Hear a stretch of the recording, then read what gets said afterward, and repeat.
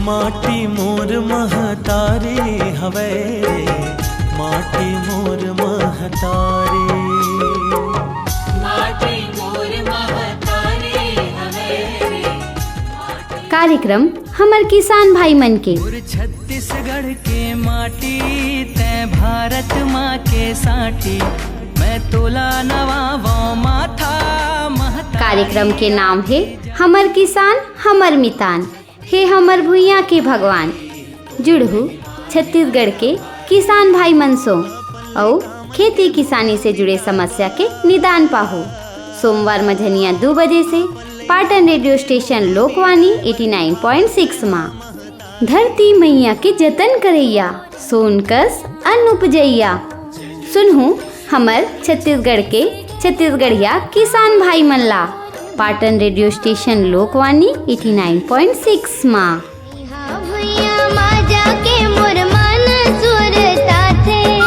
धान कटोरा सब येला कही के बोला थे, मोर छत्तीसगढ़ गा छैहा भुइया एली पाए गोबर माँ चकाचक कुरिया है। धरती मैया के जतन करैया, सोन के दाना कस अन्न उपजैया। हमर भुइयाँ के भगवान, हमर किसान हमर मितान। नमस्कार, जय जोहार। स्वागत है आपका पाटन के रेडियो स्टेशन लोकवाणी 89.6 में। मैं हूँ आपके साथ पायल। श्रोता और किसान भाइयों, हमर किसान हमर मितान एक ऐसा कार्यक्रम है जहाँ हम खेती किसानी से जुड़े हुए महत्वपूर्ण मुद्दों पर चर्चा करते हैं और एक अंजाम तक पहुँचने की हमारी कोशिश होती है। तो दोस्तों, आज हम बात करेंगे धान के विषय पर। अगर हम धान की बात करें तो खाद्य सुरक्षा के लिहाज से बहुत ही महत्वपूर्ण और हमारे देश में सबसे अधिक उगाए जाने वाले फसलों में से एक है।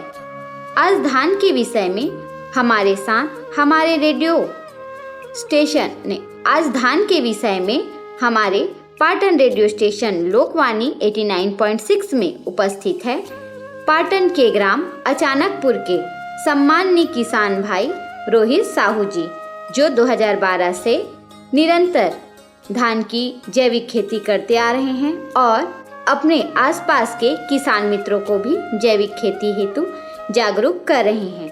तो आइए स्वागत करते हैं हमारे किसान मित्र रोहित साहू जी का। रोहित साहू जी, आपका बहुत बहुत स्वागत है पाटन रेडियो स्टेशन लोकवाणी 89.6 के कार्यक्रम हमर किसान हमर मितान में। पाटन रेडियो स्टेशन लोकवाणी कार्यक्रम के सभी श्रोताजनों एवं उद्घोषिका मैडम, आप सभी को रोहित साहू का सादर प्रणाम, नमस्कार। रोहित जी, सबसे पहले तो मैं आपसे ये जानना चाहूंगी कि धान की खेती हमारे छत्तीसगढ़ और छत्तीसगढ़ के साथ साथ हमारे देश में क्यों महत्वपूर्ण है, और हम देखते हैं कि किसानों का इसकी तरफ रुझान भी बहुत ज़्यादा देखने को मिलता है। इस बारे में आप क्या कहना चाहेंगे? मैडम, धान की खेती इसलिए जरूरी है कि जब से मानव सभ्यता का विकास हुआ है तब से चावल को, धान से जो बना हुआ चावल रहता है जिसको साधारण भाषा में अनाज बोलता है, हमारे छत्तीसगढ़ में अन्न बोलते हैं। तो देश में 70% लोग जो है वो भोजन के रूप में, अपने आहार के रूप में चावल का ही उपयोग करते हैं। वैसे भी छत्तीसगढ़ धान का कटोरा के रूप में विख्यात है। पहले यहाँ का जो नगरी दुबराज है वो काफी देश विदेश में बहुत प्रसिद्ध थे। वर्तमान जो समय है उसमें थोड़ा बदलाव हुआ है। जो ब्लैक राइस नाम के आपने जो धान के ब्लैक राइस में धान के कई वैरायटी है, लेकिन हमारे यहाँ जो छत्तीसगढ़ में अभी चल रहा है वो कृष्णम नाम के वैरायटी है जो 115 दिनों में पक कर तैयार हो जाती है। तो यह धान जो है दिनों दिन छत्तीसगढ़ से बहुतायत मात्रा में बाहर की देशों में, अन्य राज्यों में यहाँ से जा रहा है, क्योंकि यहाँ की जो जलवायु है वो धान के लिए बहुत ही अच्छा माना जाता है। कहने का मतलब चावल में जो गुण धर्म, प्रोटीन, विटामिन, वसा मिनरल जो जो पाया जाता है, वो सारे चीजें छत्तीसगढ़ के जो धान से जो चावल बनता है उसमें ज्यादा मानव शरीर के लिए मेडिसिनल प्रॉपर्टी उसमें रहता है, औषधि गुण रहता है। इसलिए यहाँ का जो चावल है उनको बाहर के जगहों में ज्यादा पसंद किया जाता है और लोगों को अपने आहार के लिए चावल नितांत आवश्यक है। इसलिए इसका उत्पादन जरूरी है। जो भी सुगंधित और देसी प्रजाति के धान है वो काफी महंगा और ऊंचे दामों में विक्रय होता है। रोहित जी, बदलते समय के साथ जलवायु परिवर्तन जैसे कि हम देख रहे हैं और जो खेती का अपना तरीका है वह भी बदलता जा रहा है, तो किसानों को किन किन बातों का ध्यान रखना होगा? मैडम, जलवायु परिवर्तन के अंतर्गत हम किसानों को नए नए तकनीकों का सहयोग लेकर खेती करना चाहिए। जैसा कि पानी जो है अलग अलग तरीका से सिंचाई किया जाता है, जिसमें हम कम से कम पानी का उपयोग ज्यादा से ज्यादा कर सके। जैसे टपक सिंचाई, ड्रिप इरिगेशन। मान लो आपके पास में 3 HP का 3 हॉर्स पावर का नलकूप है, ये जो हम तकनीकी का उपयोग करेंगे तो इस इतने ही पानी को हम लोग 10 एकड़ का सिंचाई कर सकते हैं। तो बहुत से बातें हैं जलवायु परिवर्तन के अंतर्गत। हम लोगों को चाहिए कि ये जो यूरिया, DAP, पोटास, इनके ऊपर जो आश्रित हैं, इनको तो धीरे धीरे हमें छोड़ने की दिशा में आगे बढ़ना चाहिए। गौ माता की सेवा करें। गौ माता से जो गोबर और गौमूत्र मिलेगा उसी को इकट्ठा करके स्वावलंबी खेती करे। और मैं जो इस प्रकार की खेती है विगत से 10 से 11 वर्षों से कर रहा हूँ और अपने घर पर गौमूत्र संग्रह स्थल बनाया हूँ, जिसमें जीवामृत, घन जीवामृत, सभी प्रकार की जैविक खाद इसमें हम लोग तैयार करते हैं। तो इससे जो है मानव समाज को किसी प्रकार के गौमूत्र गोबर से बनाए हुए प्राकृतिक खाद या जैविक खाद जो माने आप, तो इसमें कोई नुकसान नहीं होता। यह जो है बहकर नदी नाले में चले जाता है तो जल प्रदूषण नहीं होता। लेकिन आपका यूरिया, DAP, पोटास, इनके जो जल के साथ में घुल करके पानी में प्रवाह होकर के नदी नाले में जाएगा तो जल को खराब करेगा। वहां से वापस हम लोग जो बोरिंग के माध्यम से, नलकूप के माध्यम से जो पीने के लिए जो उपयोग करते हैं वह पानी प्रदूषित रहेगा। तो जलवायु परिवर्तन के अंतर्गत और बहुत से बातें हैं जिसमें हम लोग को ध्यान में रखकर वृक्षारोपण करना चाहिए। इस प्रकार की जो बात है वह सब बातों को समायोजित करके चलना चाहिए। जी रोहित जी, बहुत ही बढ़िया जानकारी आपने दी है हमारे श्रोता और किसान भाइयों को। रोहित जी, धान की जैविक खेती में आने वाले कीट जैसे तना छेदक, भूरा माहो की नियंत्रण की विधि क्या होगी? मैडम, धान की जैविक खेती में तना छेद या भूरा माहो, आपका जो सवाल है वो इसी विषय पर इतना ही है। ये बहुत सरल है।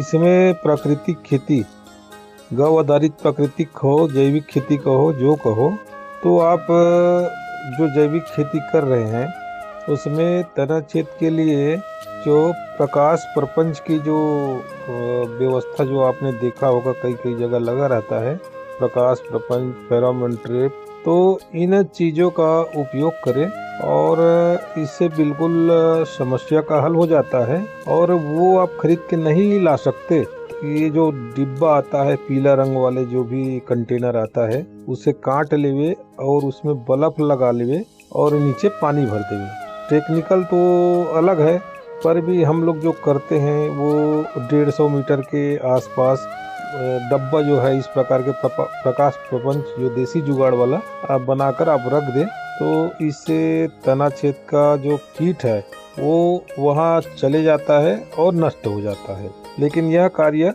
प्रारंभिक स्टेज में ही करना चाहिए। बाद में करने से क्या है, तना छेद के जो कीट है वो तना के अंदर जब चले जाएगा तो जो अंदर चले जाता है वो बाहर नहीं निकल पाएगा, वो धान को नुकसान करेगा। दूसरी बात आपने बोला भूरा माहू का, प्राकृतिक खेती को आप तरीके से शुरुआत से ही आप करें, प्राकृतिक सिद्धांत पर ही करें, तो जो आपका भूरा माहू है इसमें तो मैंने तो आज तक देखा नहीं कि भूरा माहू आया। और मान लो आ भी गया तो अपना जो है कीट नियंत्रक बनाते हैं, नीम, करंज, कनेर, धतुरा, सीताफल सभी को उबाल करके, गौमूत्र में उबाल करके 10 लीटर के अनुपात में प्रति एकड़ छिड़काव करने से भूरा माहू का जो शुरुआती स्टेज होता है वह सब समाप्त हो जाता है। और दूसरा जो प्रकाश प्रपंच वाली बात जो हमने कहा, उस समय जब भूरा माहू आने लगे तो उसी डिब्बा में पानी भर के थोड़ा से उसमें मिट्टी तेल का मिश्रण करें, तो भूरा माहू जो है वहाँ भी लाइट के पास चले जाएगा, प्रकाश प्रपंच में चले जाएगा और वहाँ पर भी नष्ट हो जाता है। किसान मित्रों, रोहित जी ने बहुत ही बढ़िया जानकारी दी कीट नियंत्रण के विषय में। रोहित जी, खेती किसानी में यूरिया, डीएपी, पोटास जैसे रासायनिक खाद का उपयोग न करके फसलों की गुणवत्ता बढ़ सकती है क्या? मैडम, छत्तीसगढ़ी में कहावत है, खेती अपन सेती। खेती ऐसा है, हमारे आप सबके दादा परदादा पूर्वज के जमाना में यूरिया, डीएपी, पोटास नहीं था, तो उस जमाने में खेती होता था वो कैसा होता था कि जो भी घर का कंपोस्ट खाद है वही ले जाके डालते थे, और ज़्यादा से ज़्यादा होता था तो चूल्हे का जो कंडे का राख होता है, जो गाय के गोबर से ही कंडा बना रहता है, और लकड़ी भी जलाते थे, तो इन सब जो है वह राख फास्फेट के रूप में काम करता था उस जमाने में। इसी प्रकार से हम सबके पूर्वज लोग काम चलाते थे। यूरिया, डीएपी, पोटास आने के बाद ही ये जितना जो बीमारी का चलन आया वो इन्हीं का देन है। और आप आने वाला भविष्य के बारे में जरा से भी सोचेंगे कि हमारे दादा परदादा हमको कितना अच्छा धरती माँ को सौंप के गए थे। उस समय जमीन का जो पीएच मान, अब टेक्निकल में बोलो तो पीएच मान है, और सामान्य तरीका से अपन बात करें तो कितना माने भीनी भीनी जो धरती माँ में खुशबू आती थी उस जमाने में, उनने जब सौंप के गया, आज हम लोग यूरिया, डीएपी, पोटास डाल डाल के धरती माँ को बेजान कर चुके हैं, अधमरा कर चुके हैं। तो इसमें जो है हम यूरिया, डीएपी, पोटास को छोड़ करके कंपोस्ट खाद का उपयोग करें, जीवामृत का उपयोग करें, घन जीवामृत का उपयोग करें। धान की खेती में ये जो है मैं बोला वो खाद हुआ, लेकिन कीट नियंत्रक के रूप में इनका भी तीन चार मेथड है। एक तो हम लोग नीम, करंज, कनेर, धतुरा, सीताफल 8-10 प्रकार के पत्ती को मिला करके गौमूत्र में डुबो देते हैं। इनको 10 लीटर प्रति एकड़ छिड़काव करते हैं, तो ये 21 दिन तक सड़ा के इसको हम लोग रखते हैं, और प्रतिदिन एक बार डंडा हिलाना होता है। दूसरा, आपके जो छाछ है घर में जो उपयोग के लायक नहीं रहता, उसको मिट्टी के जो बर्तन होता है उसको जमीन के आधे भाग में गाड़ देवे, और गाड़ने के बाद में उसमें ताम्र का धातु कुछ डाल देवे, जो भी इलेक्ट्रिक सामान में जो तांबा पाया जाता है वेस्ट वाला, वो आप डाल देवे। और डालने के बाद में उसमें भी बीच बीच में थोड़ा से डंडा हिलावे, और जो छाछ है उनको डाल के रखे रहो, ताम्र का जो पात्र है वो डाल दो और रखे रहो, और धीरे धीरे वो क्या है, कसैला हो जाता है, एक तरह से जहरीला बोलो, प्राकृतिक वाला। तो ये बहुत अच्छा कीट नियंत्रक के काम करता है। और जो कीट नियंत्रक है वो अलग अलग।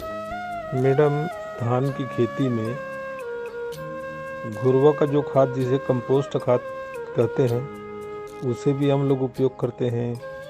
वर्मी कंपोस्ट का भी उपयोग करते हैं। गौ माता का मृत्यु हो जाने के बाद हम लोग जो समाधि दे देते हैं और 1 वर्ष बाद निकालते हैं, समाधि खाद है वो समाधि खाद का भी उपयोग करते हैं। सिंग खाद होता है, बायोडायनामिक। तो ये सिंग खाद जो है मृत गौ माता के सिंग जो होता है वह जब तक वो जीवित रहती है तो वो सूर्य के किरण से हमेशा टकराती है, तो वो एक एंटीना के रूप में उसमें ऊर्जा विद्यमान रहता है। तो उससे भी एक उसका प्रोसेस है, 2 फीट गड्ढा खोद के 2 मीटर लंबा, 2 मीटर चौड़ा, 2 मीटर ऊंचा, और इनको जो है दुर्गा का जो पक्ष होता है, दुर्गा माँ का जो विराजमान होता है, चाहे चैत नवरात्र हो चाहे कुआन नवरात्र हो, उसमें वो रेत भर के गड़ाया जाता है। तो वो हम सींग खाद जो बनाते हैं उनका भी उपयोग करते हैं, समाधि खाद का उपयोग करते हैं, जीवामृत का भी उपयोग करते हैं, घन जीवामृत का उपयोग करते हैं, और कई तरह से जितना भी जो बांध या तालाब से कीचड़ प्राप्त हो गया तो उनको भी पर्याप्त मात्रा में खेत में। जी, बहुत ही सुंदर और बहुत ही अच्छी जानकारी रोहित जी आपने हमारे श्रोता भाई और किसान भाइयों को दिया है। रोहित जी, धान में अधिक कल्ले चाहिए तो क्या करना चाहिए? मैडम, धान में अधिक कल्ले लाने के लिए पाटा चलाना बहुत ही जरूरी है। चाहे वो आपका रोपाई विधि हो, चाहे वो आपका छिड़कवा बोनी हो, चाहे सीड ड्रिल वाला हो, चाहे जो भी मेथड है धान खेती हो रहा है, तो उसमें पहले के समय में तो जैसे बैल वाला कोपर या और जो भी तरीका होता था, बैल भैंस जो भी उससे किया जाता था, अभी कम हो गया है। तो अभी क्या है, ये जो पाइप नुमा जो बल्ली आता है, जैसे राफ्टर बोलो, भवन निर्माण के उपयोग में किया जाता है, जिसका वजन ज़्यादा ना रहे और लंबा सीधा हो, तो वो अपने बैल से ही खींचने वाला पाटा चलाए ये जरूरी नहीं है। मानव श्रम के द्वारा रस्सी बांध करके वो भी खींचा जाता है, वैसे हम लोग करते हैं अभी के समय में। तो इससे पाटा चलाने से कन से जो है पौधे में जो फुटेज है वो अधिक आता है। दूसरा जो है, जो पुराने वाले जो कंडे है, तो कंडे से ह्यूमिक एसिड बना करके प्राकृतिक रूप से वो पोषक तत्व के रूप में काम करता है, उसको पौधे में ग्रोथ प्रमोटर के रूप में भी काम करता है। तो उनका एक प्रोसेस है कि आप एक टब में 50 लीटर पानी लेवे और उसमें कम से कम 15 पुराने कंडा डाल देवे और दिन में एक बार धीरे से ही स्पर्श करे, मतलब हल्का टच करना है, ताकि जो कंडे का जो पानी में भीगा हुआ है उनका जो तत्व है वो नीचे की तरफ, पानी के नीचे की तरफ चले जावे। इस प्रकार ऊपर वाले पानी जो है खेत में बहा देवे और नीचे वाला जो पानी है कम से कम 35% वाला भाग 15% जो है ऊपर निकाल देवे और 35% जो पानी है उनको आप स्प्रेयर में स्प्रे करें। लेकिन कभी भी प्राकृतिक खेती या प्राकृतिक सामान का जो आप उपयोग करना है, छिड़काव करना है, तो उसके नोजल में हमेशा ध्यान रखना चाहिए।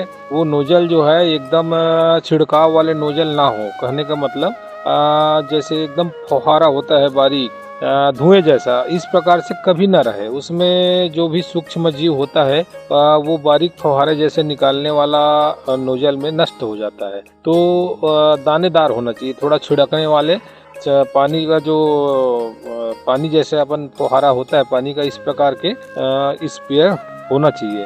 तो इससे ज़्यादा लाभ मिलता है, इसमें किसी प्रकार के बैक्टीरिया नष्ट नहीं होता। इस प्रकार से पौधे के फुटेज के लिए हम लोग उपयोग करते हैं। जी रोहित जी, कहीं ना कहीं ये बात सामने आई है कि हम जब से जैविक खेती कर रहे हैं तो किसान आत्मनिर्भर हो गए हैं, जबकि रासायनिक खेती करते हैं तो दूसरों पर निर्भर रहना पड़ता है। तो इस बारे में आप क्या कहना चाहेंगे? मैडम, इस बात पर मेरा विचार यही है कि किसान जो है कर्ज मुक्त किसान हो। अब कर्ज मुक्त किसान कैसे हो सकते हैं?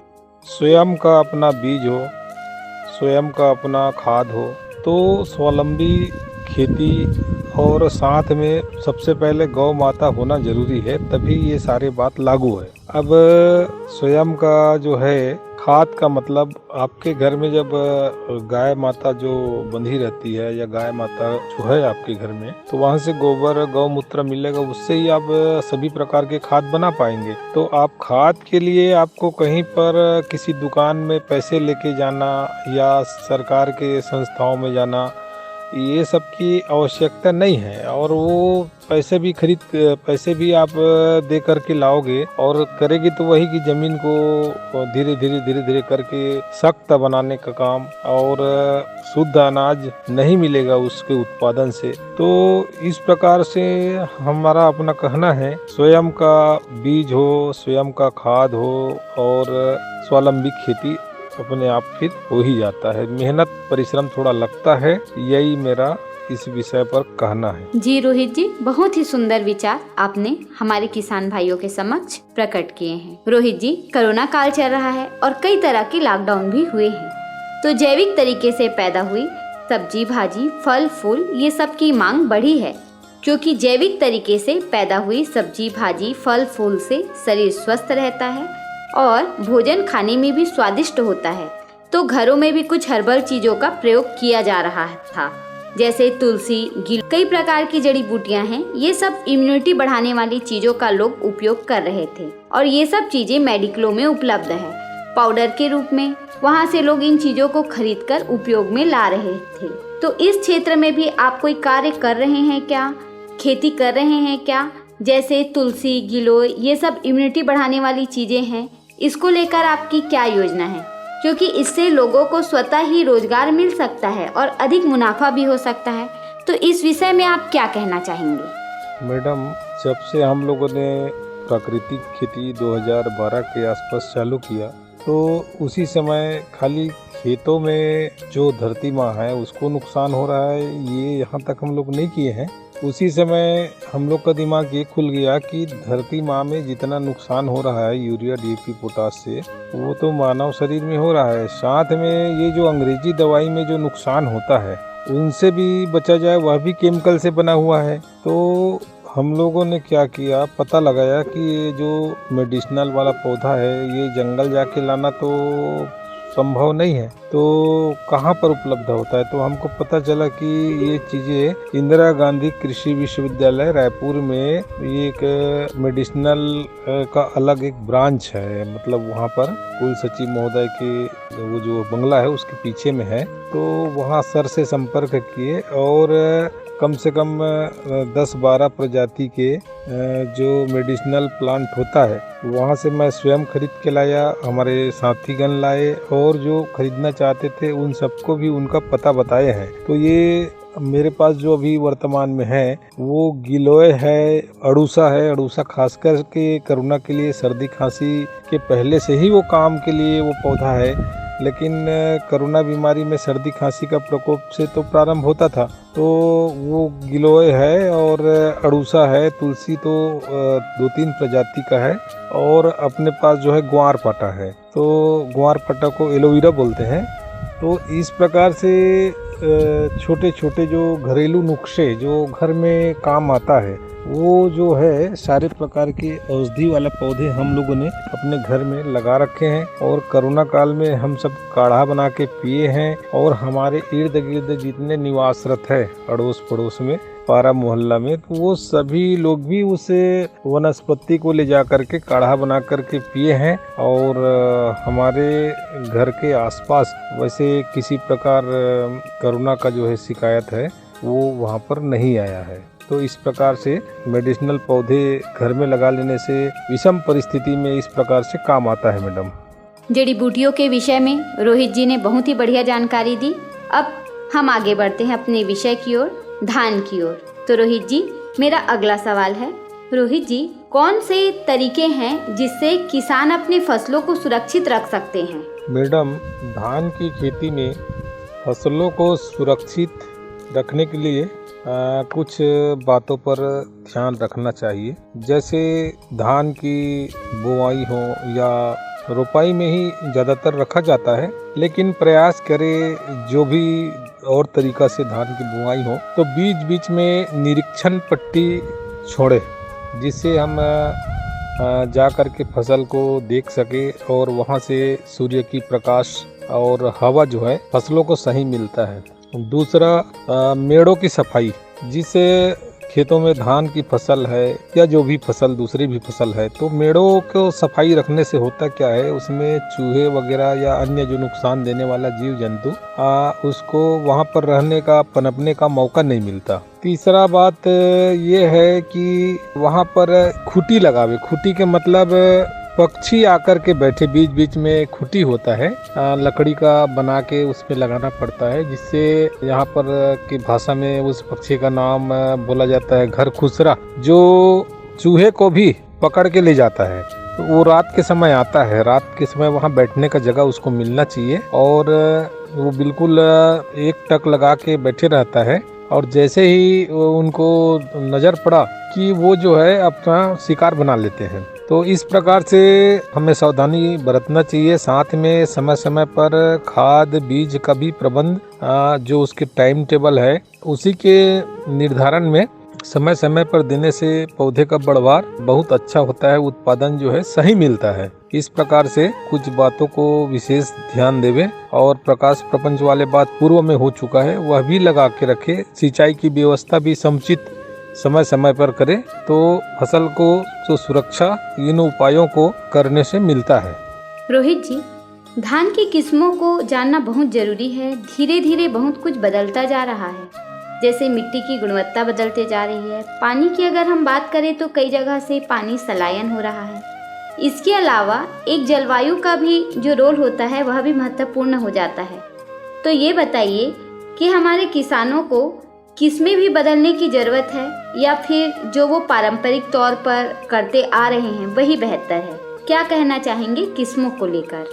मैडम, धान के वैरायटी के संबंध में यह बात है कि पुराने जितने भी धान आते हैं उनमें आपको चयन करना पड़ेगा। ज़्यादातर धान जो है ऊंचा होता है, वो लगभग 5 फीट 6 फीट ऊंचा होगा और उसका उत्पादन 12 कुंटल के आसपास होता है, क्योंकि हम लोग 50 किस्म के देसी प्रजाति धान वैरायटी संरक्षित करके रखे हैं और उसमें आकलन करके देखे हैं।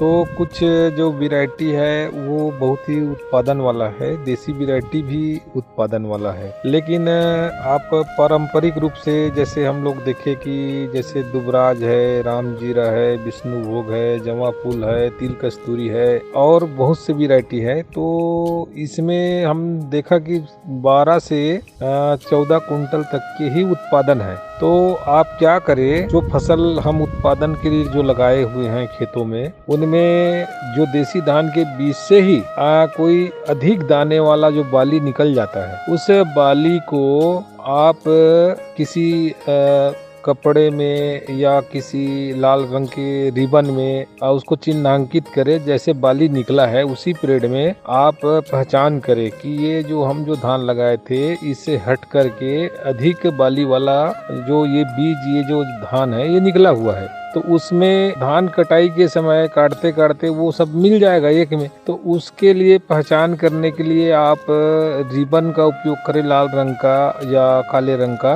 ताकि धान कटने के समय वो हमें पहचान आ जावे और उसे आप अलग कर लेवे। अलग करके घर में सुरक्षित स्थान पे रखे जहाँ पर चूहा ना खाए, पक्षी ना खाए। अब एक बाली में मान लो 250 दाने या 300 दाने है या 400 दाने हैं, तो दूसरे वर्ष जो है आप उसको लगाने जाएंगे तो आपको जितने दाने हैं उतने पौधे तैयार हो जाएंगे। तो ये एक तरह से जैसे प्राप्त किए उसके बाद में दूसरे वर्ष आप उसको चालू करोगे, तो चालू करोगे उसे ही प्रथम वर्ष मान लो। अब प्रथम वर्ष के जो लगाने के बाद में मान लो 300 पौधे आपके लगा है, तो 300 पौधे में आप गुना करके निकाल लो कि वो कम से कम 300, एक बाली में जब 300 है तो 300 पौधे में एक पौधे में कम से कम 10 से लेके 20-30 कंसे होते हैं, तो उतने बाली। तो इस प्रकार से वो कम से कम मान लो कि 200 किलो के आसपास का आपका, मतलब 100 किलो से लेके 200 किलो के आसपास का आपका बीज दूसरे वर्ष तैयार हो जाएगा। फिर तीसरे वर्ष में आप पूरे जगत को जितना बांटना चाहो उतना वो नया बीज आपका तैयार हो जाता है। अब इसमें एक बात आता है कि इसका कुछ नियम है, कुछ प्रक्रिया है जो भारत सरकार में इसको पंजीयन कराने के लिए, उसका नाम डालने के लिए कि कौन से धान का प्रजाति है, तो वो प्रक्रिया का जो कागज कलम है वो विज्ञान केंद्र के माध्यम से उसको पूरा करना होता है। इस प्रकार से हम लोगों ने 3 वैरायटी निर्माण किए हैं। जो आपने ग्रीन राइस के बारे में सुने होंगे, तो ग्रीन राइस एक वैरायटी तो हम लोग संरक्षित करके रखे हैं और बाकी 2 वैरायटी उसमें अलग से हम लोग खुद तैयार किए हैं। तो हमारे किसान भाई भी आप बीज बनाने की दिशा में थोड़ा से जागरूकता लावे और अपना स्वयं बीज को और बढ़ावे और अच्छे बीजों का ही सिलेक्शन करे। जो उत्पादन आता है उन बीजों को ही बोने के लिए रखे, उसको चयन करे। और कभी भी जैसे इस खेत में उत्पादन की बात बोल रहा हूँ, इस खेत में मान लो अभी वर्तमान 2021 में जुलाई महीना चल रहा है, तो आपने जिस खेत में दुबराज धान लगाया है या सरना धान लगाया है, तो 2022 में आप उसी खेत में उसी धान को ना लगावे। इससे उत्पादन में मैंने काफी गिरावट देखा है। दूसरे खेत में ले जावे उस बीज को और दूसरे खेत वाले बीज को 2022 में जहां आप ये दुबराज और सरना लगाए हो, उस खेत में उस दूसरे खेत वाले वैरायटी को लाकर लगावे। इससे मैं उत्पादन में बढ़ोतरी देखा हूँ। तो इस प्रकार से बीजों का जो संरक्षण है वो होता है और उत्पादन के दृष्टि से बीजों का जो सिलेक्शन है वह भी होता है। जी रोहित जी कहते हैं नर्सरी में ध्यान रखना बहुत ज़रूरी होता है, क्योंकि जितनी अच्छी पौध तैयार होगी उतनी ही अच्छी फसल होगी। यहाँ पर यह भी जानते हैं हम कि बहुत नाजुक समय होता है। अगर हम धान की बात करें तो पौधशाला में कई तरह की बीमारी लगने की आशंका भी होती है। साथ ही साथ यहाँ पर पोषण की भी बहुत ज़रूरत होती है पौधों को। तो इसके बारे में आप क्या हमारे श्रोता और किसान भाइयों को बताना चाहेंगे? धान बीज को नौटप्पा जब लगता है तो नौटप्पा के 9वां दिन जब तापमान 45 डिग्री हो जाता है, उस समय उस धान को आप जरूर सुखावे। मतलब वो जो टेम्परेचर होता है नौटप्पा वाला, उसमें सभी प्रकार के फंगस जनित जो रोग आने का गुंजाइश रहता है वो बहुत कम हो जाता है। नौटप्पा वाले जो 9वां दिन का जो तापमान है उसमें प्रयास करना चाहिए धान को सुखाने का। बहुत ही बढ़िया जानकारी दी रोहित जी आपने। रोहित जी, कौन कौन से तरीके हैं जिससे किसान अपनी फसलों को सुरक्षित रख सकते हैं?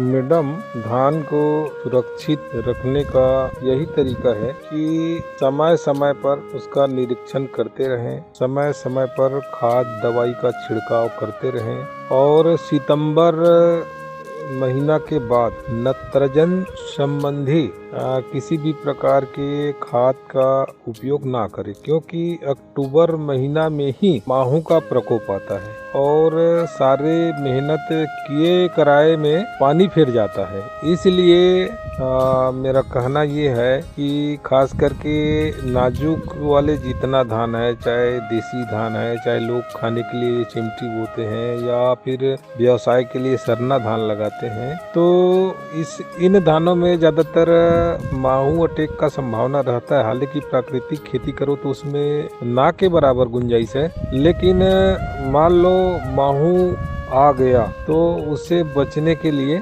समय समय पर बिल्कुल निरीक्षण करते रहे और समय के पूर्व ही आपका जो बनाया हुआ गौमूत्र कीट नियंत्रक है या छाछ है उनका स्प्रे समय समय पर सही अनुपात में करें। जी रोहित जी, धान को सुरक्षित रखने का सबसे बढ़िया तरीका है निरीक्षण। समय समय पर उसका निरीक्षण बहुत आवश्यक है। ये बात बहुत ही महत्वपूर्ण है। रोहित जी, इस बार मानसून भी अच्छा है। बहुत सारे किसान भाइयों ने रोपाई शुरू भी कर दी होगी और कुछ किसान ऐसे भी हैं जिनकी नर्सरी तैयार हो रही होगी, तो वो भी अंतिम चरण में होगी। तो इस वक्त कौन कौन सी महत्वपूर्ण बातें हैं जो किसान अभी धान की खेती के लिए जी तोड़ मेहनत कर रहे हैं, उन्हें आप बताना चाहेंगे? मैडम, एक कहावत है, समय का चुका हुआ किसान और डाल के चुका हुआ बंदर, ये दोनों कहीं का नहीं होता। इसलिए किसान भाई समय को विशेष ध्यान देवे, साथ में अपना जो रोपाई का जो कार्य है उसमें यदि थोड़ा लेट हो गया हो तो पौधे की संख्या बढ़ा देवे और उसकी जगह का जो दूरी है, डिस्टेंस है, उसको थोड़ा कम करे। इस प्रकार के जो है अपना रोपाई का काम जो है पूरा करे। और जो सनाई या ढेंचा का उपयोग किए हैं वो अच्छा से ही सड़ा कर, मतलब काट करके ट्रैक्टर रोटोवेटर के माध्यम से कटवा कर अच्छा से मचाई करके पडलिंग करके 1-2 दिन ज़्यादा जैसे समय हो, ज़्यादा 1 सप्ताह सड़ा करके उसमें रोपनी का काम करे तो इससे लाभ ज़्यादा होता है। इस प्रकार जो किसान भाई समय पर काम कर लेता है उसका उत्पादन अच्छा आता है। लेकिन मान लो लेट हुआ तो बाकी जितने भी हम खाद दवाई की छिड़काव करेंगे उनके डोज को थोड़ा से बढ़ाना पड़ जाता है। इस प्रकार से करना पड़ता है। बहुत ही अच्छी जानकारी दी रोहित जी आपने अपने एक वाक्य के माध्यम से कि समय का झुका हुआ किसान। आशा करती हूँ हर किसान भाइयों को आपकी ये बात बहुत ही अच्छी लगी होगी और आपके द्वारा दी हुई जानकारी उन्हें पसंद आई होगी। रोहित जी, आपने अपना कीमती समय हमारे श्रोताओं और किसान भाइयों को दिया, इसके लिए आपका बहुत बहुत धन्यवाद। आकाशवाणी पाटन ने हमें इस प्रकार से बोलने का मौका दिया, हम आपके बहुत बहुत आभारी हैं। धन्यवाद।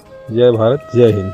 तो दोस्तों, आप सुन रहे थे पाटन के ग्राम अचानकपुर के किसान भाई रोहित साहू जी को। दोस्तों, आपको आज का कार्यक्रम हमर किसान हमर मितान कैसे लगा हमें कमेंट करके जरूर बताइएगा। हमारे WhatsApp number, Twitter, Instagram, Facebook में, साथ ही साथ हमारी यूट्यूब चैनल लोकवाणी रेडियो 89.6 को लाइक करें, शेयर करें, कमेंट करें और हाँ, सब्सक्राइब जरूर करें। अब मुझे दो विदा। जय जोहार।